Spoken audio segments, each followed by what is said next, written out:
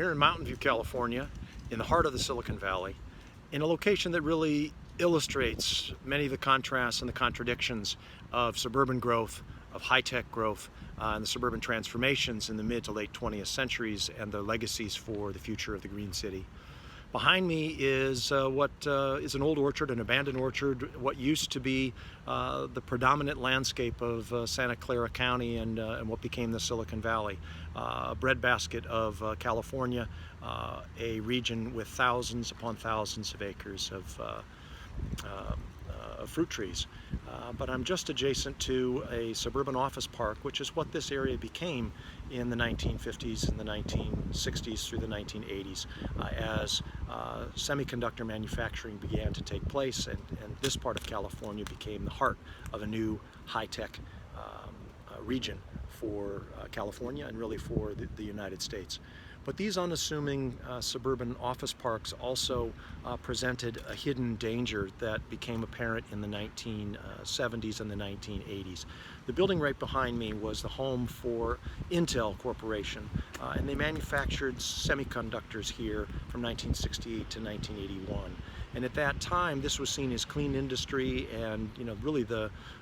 seeds for a new kind of economic growth and industry in California that would be different from,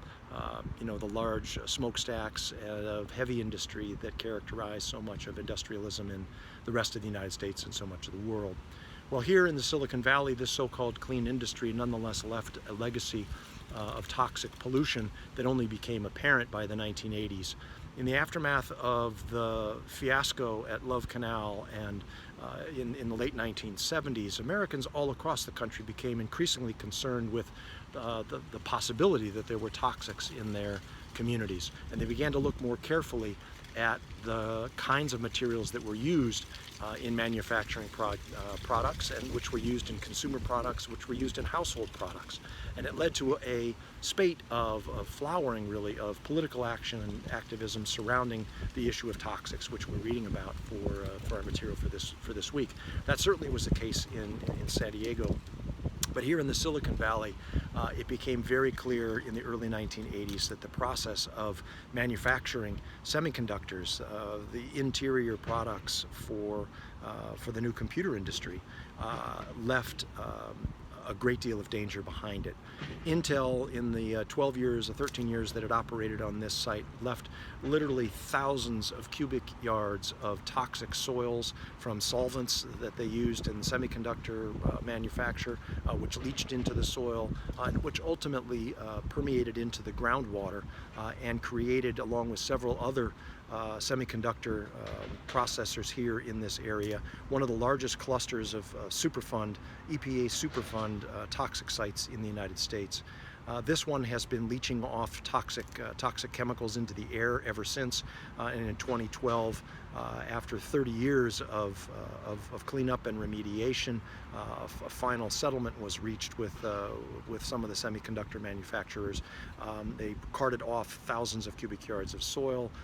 They worked on remediating pollution of the groundwater, but they still have never sufficiently been able to accomplish remediation of the off-gassing of triethyl chloride, which is one of the major pollutants that was left here on this site. And there have been cancer clusters here with increased rates of cancer here in the otherwise unassuming streets of Mountain View, and residents who believed in the safety of this clean industry obviously have had to fight for years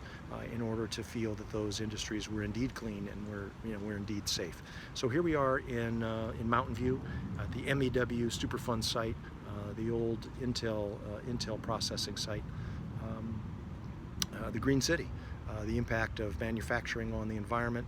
and the rise of American politics, environmental politics focused on toxics and on where those toxics were located.